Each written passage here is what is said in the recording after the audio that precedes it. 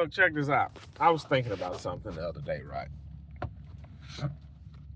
And I ran into this guy. And people forget when you owe them money. People forget when they owe you money. Look, it was this job I done for this guy, right? And this is why I say you don't work for poor people. And I know some people will take that as an offense, but here's the reality of it is. I was working in this neighborhood, and the guy wanted me to do some work for him, right? It was simple stuff. Guy had just moved into a house, blah blah this, blah blah that, and he had some stuff. It was some brush along the backside of his fence. He wanted me to kind of just clean up. It wasn't nothing really, but I was like, where's my turn? Turn is on next street.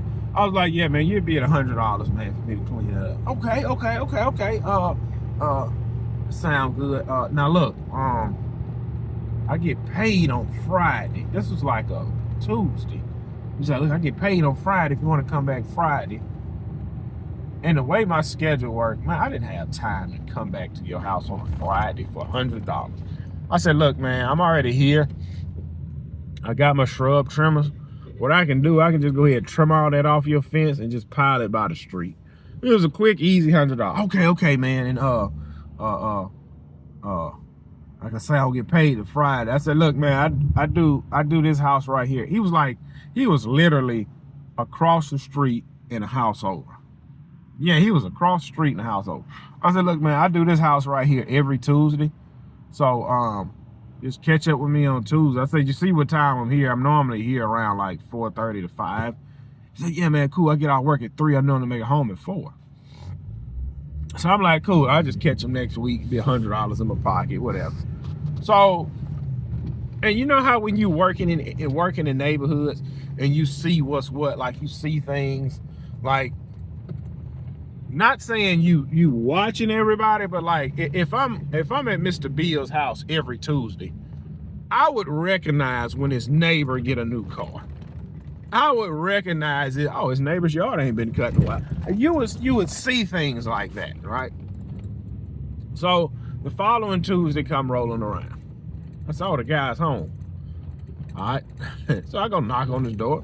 Hey man, how you doing? It's Gibson, blah blah, you know. You owe me the $100 or whatever. Oh man, I forgot about that, man. Look, I apologize. Look, just next Tuesday, man, I had it. So guess what? I didn't go back over there because I understood this guy's living paycheck to pay. This is what I told. When he said that, instantly what popped in my mind, he's poor. And this happened like 2 years ago, but I just ran into the guy at the gas station. And when he said that, it would instantly pop in my mind is, he's poor. He's poor. So I said, just eat it. Just eat it. Again, this was, this wasn't, it just happened last week. No, this was in the past. So I was like, he's poor. He can't afford it. And I didn't trip. I really didn't. Because, I just didn't trip. Family man got a family, and I'm not about to jump down his throat because it's obvious that he don't have it. So time went on. And look, the following Tuesday, I did not go knock on his door. I didn't. I did not go knock on his door. Like when I would pull up in that subdivision, he's outside, he would go in the house. He was doing everything he could to avoid me. Like one time he got home late and I was finishing up Mr. Bill property. I was blowing. He didn't get out the truck. And I knew, I was like, well, man, he can't afford it. He don't have it. There's no sense for me to jump down his throat. He don't have it. He don't have it. So I'll let it go. But I don't know if it bothered him, but I just kind of chunked it up as like I just didn't even worry about it. And as time went on, I just always knew, hey, that guy owed me money, but hey, it is what it is. He ended up coming up to me like 4 months later. And he was like, man, he said, man, I forgot, man, I've been owing you some money. I said, man, you can keep it. No, man, I ain't gonna do that, blah, blah. Because I understood he need the money more than me. So there was no point in me jumping down his throat. Oh man, I want to pay. Had to grab my yard sign from off this property. I was just maintaining this guy's property while he had surgery, but he said he can take it back over now. So, see, again, I understood that. I understood the guy, he couldn't pay it, and you know, I just let him make it.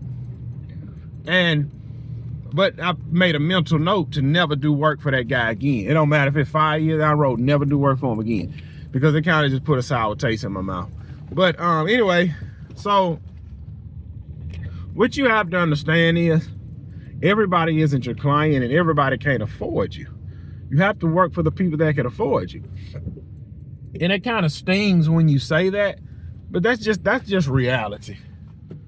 Most people can't afford what it is they think they want. Good over here. So anyway, I just let the guy make it, man, and you just kind of move on and go from there. But anyway, look, we can jump out here on my first property. Catch y'all on the next one.